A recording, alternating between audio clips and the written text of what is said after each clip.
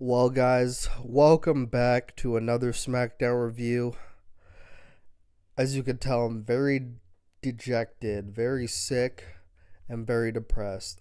A great SmackDown topped off with a very depressing main event segment, which I posted in the video earlier if you want to go check that out. Made a lot of crazy points, ranted a lot. Before we start depressed, though, let's get through the show and we'll get to that main event segment. Not going to talk about it as much because almost everything I release is in the other video.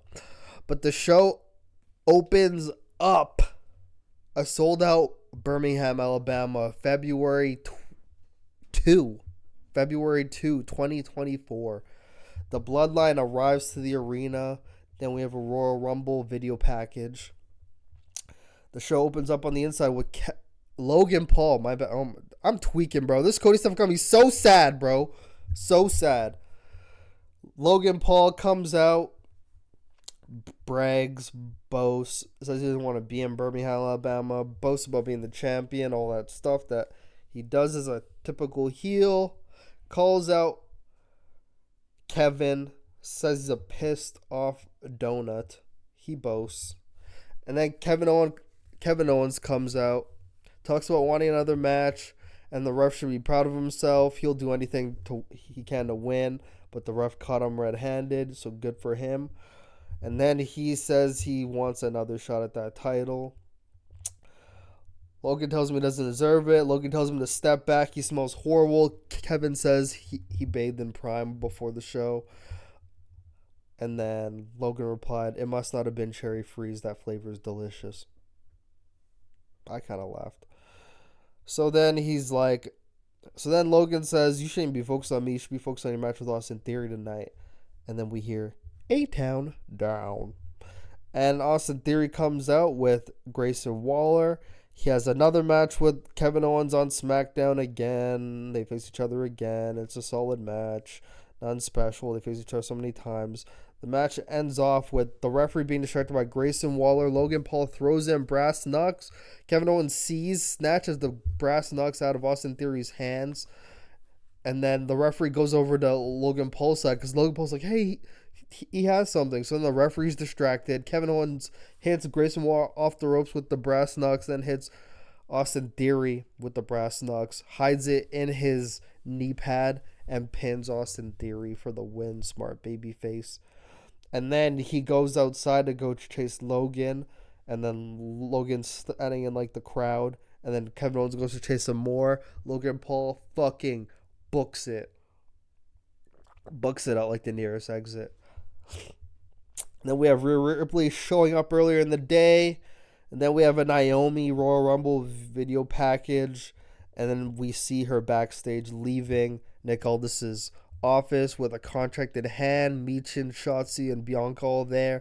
They're all happy, like, yay, girl, you're back. You deserve it, whatever. And then Tiffany Stratton walks out of Nick Aldis's office as well. Says she's the center of the universe. She signed a SmackDown too. Where's her applause? Slowly, she walks up to Bianca, says she's not afraid to step up to the baddest woman in WWE. You're going to remember me. And then she slaps Michin in the face on the side and flees. They try to chase after her, but Nick Aldis comes out of the office, holds them back. And then Michin's like, no, I want to stand on business tonight. And then Nick Aldis is like, yeah, fuck it. Yeah, let's make that match. So that match is made official for tonight. Pretty Deadly comes out. And again, when they come out, goes into commercial. It's like they're the perfect segue into every single SmackDown commercial. And then we have Bianca talking to Nick Aldis backstage when we come back from commercial. Says when Bayla chooses Rhea Ripley tonight, what does she got to do to get EO? Nick Aldis says him and Adam have been discussing it. They'll let her know soon. Logan comes in, interrupts, says he needs a new challenger because everyone's calling him a part-timer. Bianca's like, whoa, yeah, we're in the middle of a convo. Logan says, well, so am I. Congrats on 2K, by the way. You're excused. And Bianca's like, oh, hell no. And then she rebuttals, and then Logan says, this isn't a professional conversation right now. You got to get your show in order, Nick Aldis. You got to treat your top stars like top stars. Then says to think about it and leaves. And then Nick Aldis turns back to Bianca and says, well, I was talking to a top star. And then Bianca's like, exactly. And then we go right into a Legado del Fantasma video package. Santos talking about carrying the family legacy, saying they have to eradicate the LWO. They all clink their wine glasses. They're like in a winery, like every mob boss is. And then we have this fatal 4-way qualifier match. The winner of this match faces the winner of a fatal 4-way tag match on Raw, and they will face off at the Elimination Chamber to decide who's going to face the Judgment Day. I'm assuming at Mania, maybe. I'd have to assume it has to be a team on Raw. I'm assuming maybe the Alpha Academy is probably going to be in that, and they're going to get their big win over Judgment Day at Mania, maybe. That actually could happen. But I thought they're going to turn on Damian before that, but he's not in the main event scene. He still has that briefcase. I thought it'd be like Priest and Balor at Mania. I thought they would have turned on him by now, but they might turn on him after Mania. So then we have a recap after that. Okay, so the match happened. It was like a fun match. And so the thing about that match is I was thinking, with all the things AEW's been doing wrong story-wise, I've always thought like the perfect scenario would be maybe not every type of AEW match, but most AEW matches with WWE storytelling, and you would have like the perfect show. Like I was thinking that this Fatal 4-Way match was like with like the people in AEW could have been like a way better match, but like there's like some indie things in those type of matches I don't really like, but like overall would have been a better match. Like we could have had a banger, but we have it like the WWE way, so it like never gets over a certain threshold of good. So that match happened. Tyler Bate and Pete Dunne won. So good for them. And then we have a recap of the Damage Control segment from Raw. And then we have Io Sky, Kairi Sane, Asuka backstage in the locker room laughing, talking Japanese. Then Io says, "Don't worry, Bayley is done tonight." And they laugh. They grab their titles. They walk off. And as they're walking off, there's another door in the locker room. I'm not sure if it leads outside. I don't think it's a fucking two-way locker room door. I think it was like the bathroom or something. And then as they're walking out, Bayley walks in and she's sad. She overheard them talking, plotting against her. Then we have a progressive match flow with Seth Rollins narrating everything he said to Cody on Raw. It was actually like very nice. Like when he was talking about Ric Flair, Dusty Rhodes, all those legends. Had a nice little video package for that, so that was good. And then we have Bayley coming out with Damage Control. Nick Aldis and Adam Pearce are in the ring, waiting for her to make her decision. No Dakota Kai on this show. I wonder what happened. I wonder where she is. And every time Bayley is talking during this promo, Damage Control, like the three of them are just in the background laughing and giggling. And even I'm annoyed. I'm like, why are you guys laughing? Shut the fuck up. Like, you guys are making it so obvious at this point. Like, shut the fuck up. You could probably get away with it. Even though they didn't know that she drops on them. She calls Damage Control family. And in the background, Damage Control's laughing. She looks at them. They stop. Multiple times she was like talking during this promo, and she'll like turn around and they would stop. So they're basically foreshadowing what's happening. What Bayley thinks about when she thinks WrestleMania, she thinks about moments. She thinks about beating the very best, and that brings her to Rhea Ripley. And in the background, they're laughing again. And then she said, "Oh, I could go a different route." And then when she said that, the fans were like, "Oh, we know what you mean." She said, maybe I could go a different route, fight a different fight. Sometimes it isn't about championships. Sometimes it's a little more personal, Bayley says, proving people wrong. And sometimes the people you thought were your biggest support system, the people you thought were your friends, she turns to them. They're silent. Sometimes you have to prove them wrong. Walk slowly up to Io. They're not laughing anymore. She says something in Japanese. They're all shocked. She says she picked that up from all the times they were talking behind her back. They're all like, and all the fans are like, "You guys think that she doesn't see?" Is what Bayley says. "Do you know how long she's been in the WWE? She's done it all. You guys talk about me constantly. Why? She just wanted Damage Control to be the best." You could hear the emotion in her voice. "She just wanted to go to WrestleMania, take them all to the top, do it all together, but you guys see nothing in me, don't you?" And Io, what happened? When we started this thing with Dakota, we were tight. But then when they came around, you turned your back on me. What happened? And right when she says that, Asuka and Kairi hit her in the back. They attack her. They kick her down into the corner. She's laying face down. But in between the steps and the pole, she grabs a pipe. When they're turned the other way, she hides underneath her body. They drag her back into the middle of the ring. She gets up, uses the pipe, hits them all. They flee except for Io, who's in the ring. And then she goes to hit Io with the pipe, and Io holds up her title belt flinching. And they have that nice camera shot that they're going to use for the video package going into Mania. I was like, these motherfuckers. And then she doesn't hit Io. Io backs out of the ring. And then she picks up the mic and says, oh yeah, and about that decision, Io, I'll see you at WrestleMania. And the fans go wild. I'm so sorry I butchered that segment, bro. I was tweaking. I couldn't even read my notes, bro. Like, bro, that Cody shit got me so fucked up, bro. Now I'm just like, oh, what's going on? But that segment was incredible. This is like everything everybody wants from the women's division. They wanted it to be treated the exact same, and this is what happens when stories prevail. Sometimes a show isn't about just good wrestling, as AEW should learn. I'm not an enemy to that, by the way. I'm not one of those people that's like WWE for life, AEW, fuck you. But like, bro, most of these fucking WWE shows are just story driven, and you could see like they've done a great job even recapping for people that haven't seen over the past 2 years. Everybody in the audience cared when Bayley was talking, everything she was saying, even when she like turned to them and said, sometimes your own friends, the who's, the ahs, everyone cheering when she announced she's gonna face Io. The fans are fucking crazy. Like, everyone's cheering. It's a big pop. It's not like, yeah, whatever. It's like the women, who cares? Like, this was a great story, and we finally saw how the story paid off. Everybody cared. Everyone in the audience cared. I cared. Like, this segment was so fucking great. I highly recommend go watching. It was so great. I didn't do it any justice with the recap. I'm sorry. I'm sick. And this Cody shit. Fuck, man. Okay, that's the last time I'll talk about Cody. I can tell the main event segment. And then we have Lashley with the Profits versus the Final Testament. They announce this as a match. But then they come on, they brawl. They don't even have the match. Scarlett hops on Lashley like she did last week, raking her eyes. And then B-Fab comes and makes the save, yanking her off, basically saying she's going to be in like the group going against them. But I was like, you guys literally advertised this as a match. And then it was just like a brawl. Final Testament flees, and that was it. Okay. Then we have Braun Breaker backstage with Nick Aldis holding a SmackDown contract. He's happy. Nick Aldis like, everything we went over is in the contract. He's like, nice, man. Braun Breaker's like, yeah, shit, looks good. Fuck. And then Adam Pearce comes in and is like, oh, hey. He's like, before you sign that, maybe you should come to Raw, and I can make you an offer too. And then Braun Breaker looks at all this, and he's like, if you don't mind, I'm going to hold on to this. And Adam Pearce, I'll fuck see you on Monday.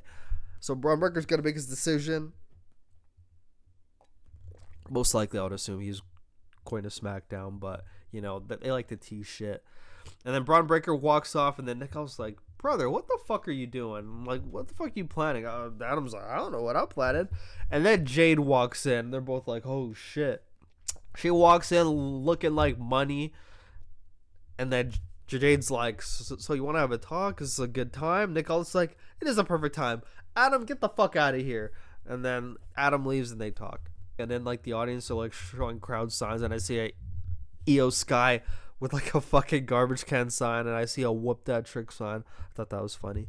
And then our main event, her debut match on SmackDown was the main event.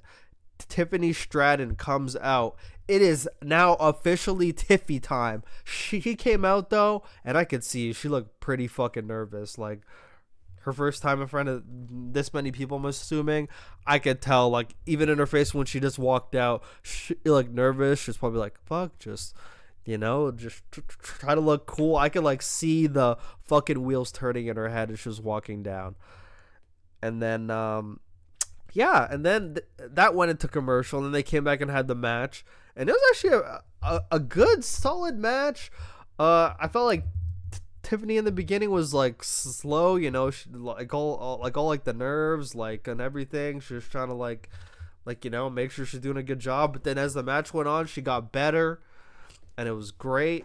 And then she hit a Alabama slam, which I think is awesome. How, like, she does, like, a cartwheel into grabbing the person, Alabama slam. That shit's awesome. And then caps it off with the prettiest moonsault ever. In my time watching professional wrestling, me personally, didn't watch a lot back in the day, but I could confidently say her moonsault is the best looking moonsault I've ever fucking seen in professional wrestling. And she hits the prettiest moonsault ever for the 3 count. She wins.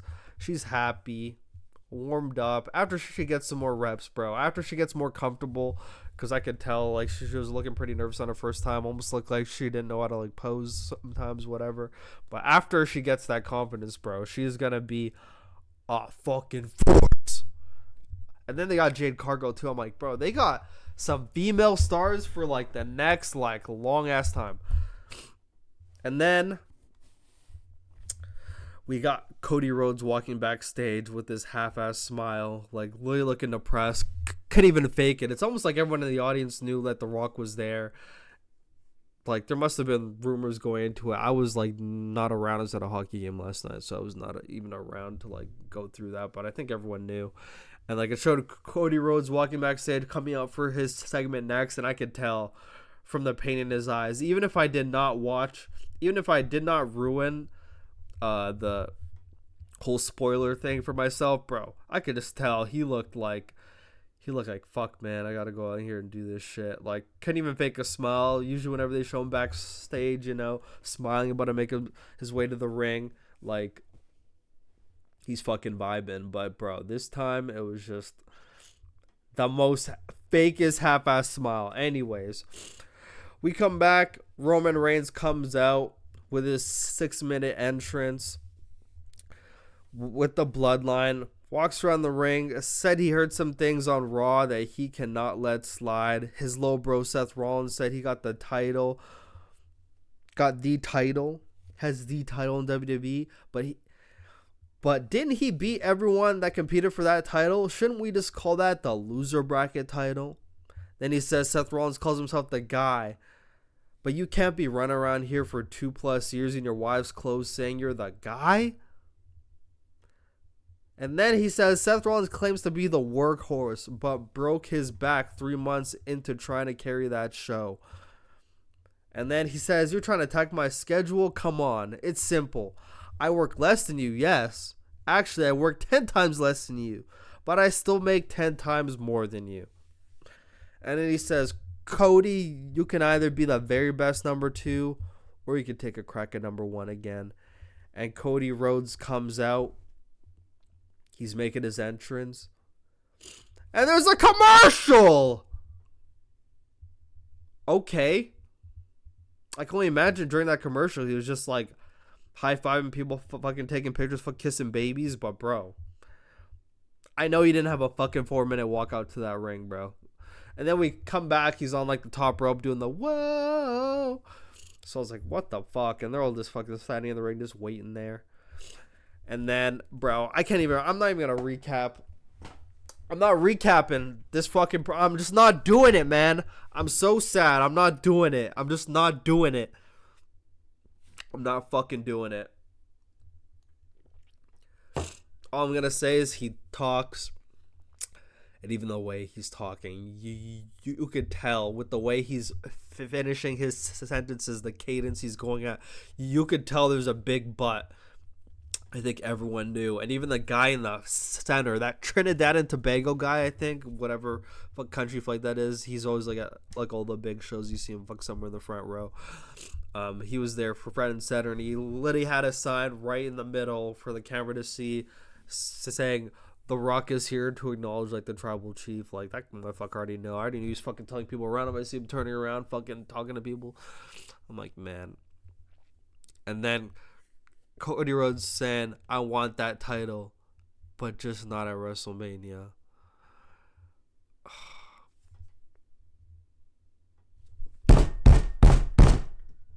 Fuck, man. Fuck.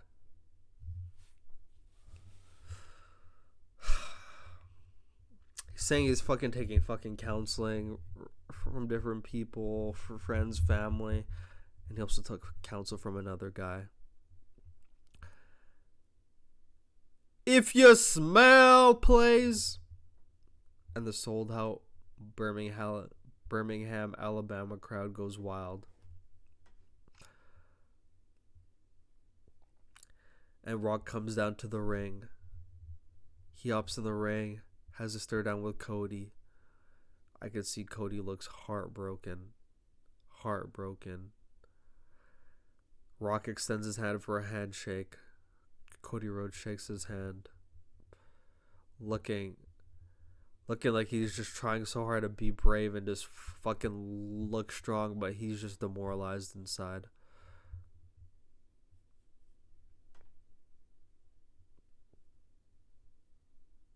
Fuck, man. Fuck. And they hug and they embrace. Rock whispers something in his ear for a long time, probably saying, little nigga, get the fuck out of here. I big broed you out of this shit. And Cody Rhodes walks away. He turns back. He stares. The camera angles. Shows him in that WrestleMania sign as he turns back towards the entrance with his head kind of sulking down as he walks away dejected. This motherfucker couldn't even hide it. This motherfucker was sad. My HDMI came out. What the fuck? This motherfucker was sad. And he walks away. He disappears off into the Birmingham night backstage. I can only imagine what was happening at Gorilla. I would just walk by, bro. Fuck that shit. And then The Rock slowly turns his head towards Roman. Roman props that title up in his fucking shoulder. They walk closer and closer together, making eye contact until they meet in the middle of the ring. And a WrestleMania press conference graphic pops up on the screen for February 8th. And the show goes off the air. And I'm fucking sad. On February 8th, 2024, if they announce that match for the main event of WrestleMania, I will not watch. And that is the end of my SmackDown review. What in the fuck, man?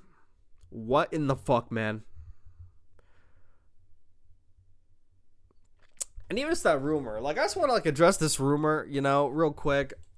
I've already prefaced this in, my other thing that, I don't read stuff and have an opinion. I wait until it's actually, a fucking fact. But, that rumor about The Rock pushing to even win the match, if that shit was actually true, that literally has to be the biggest fucking joke I've ever heard in my life. If you actually think that you should win that match against Roman, a part-timer, he's held that title forever, and whoever's going to beat him is literally going to be the next big babyface. If you think you, who are probably going to disappear after Mania, are going to take that title of a man who's held it for 1,300 days and is literally holding it basically right now, not only to break records, but to literally put over the next place of the company, if you think you're going to come in and fucking take them over from someone, you're fucking sick in the head. You're actually fucking sick in the head, and there's fucking something wrong with you. There's no fucking way, bro. There's if that's actually you're actually fucking sick. You're actually fucking sick.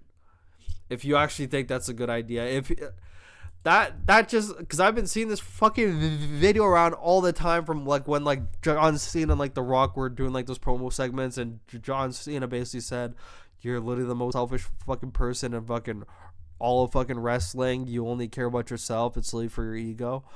If that was true, bro, goddamn, John Cena knew something all of us fucking did. We just thought he was just fucking saying that for the story, but damn. If that's the fucking case, that shit's horrible. And I already said this on the other thing, but I'll say it for those who only listen to my SmackDown review. I will not watch any Roman Rock segment leading up to Mania if this match is actually official, like set in stone. I will not watch the match at Mania. I will literally leave my watch party and literally go home and go about my life. I'm not going to stop watching WWE. It's fucking great. I'm not even trying to be that fan who's like, it's not going my way, fuck that shit. But bro, this is fucked up. This is literally fucked up. If this is like an ego, if this is just a big dick swinging around, like just fucking changing shit that shouldn't be changed, yeah, I'm not watching. But I will enjoy the rest of Mania. Just won't watch the main event. Won't watch any of the segments. I will see the reviews online and the podcast and literally fucking take your word for it. A very well smooth SmackDown ended with that fucking dog shit I had to watch at the fucking end. Holy fuck, that shit was so fucking stupid. That shit actually got me tight, bro. I will never even watch that fucking segment back. Watching Cody walk away, I will only watch that back if I see fucking Cody beat Roman Reigns at Mania for the title, but that's not happening. But, bro, watching him just walk away like that, he couldn't even hide it. It literally makes no sense. The workhorse of the company for the past fucking 2 years, but besides Seth Rollins, my bad, don't get that twisted. Carrying house shows, carrying business, being the top star, only lost once in 2 years, which was to Roman. Doing it all, like literally the next face of the company on all the fucking, on all the, like he's the fucking face on every fucking poster, you know? He's like the fucking guy now, bro. And like making your two top baby faces, Seth Rollins and Cody Rhodes, look like this is criminal. And I know it's not HHH. I know he got fucking big dick swung on and can't do anything about it. I always give Triple H the benefit of the doubt. But if this match gets announced official after, dude.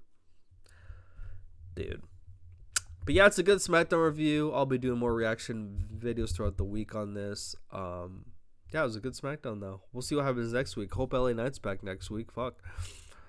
Like I need to see Mans in there, bro. I need to see my LA Knight, baby. Maybe he was doing a dark show after. But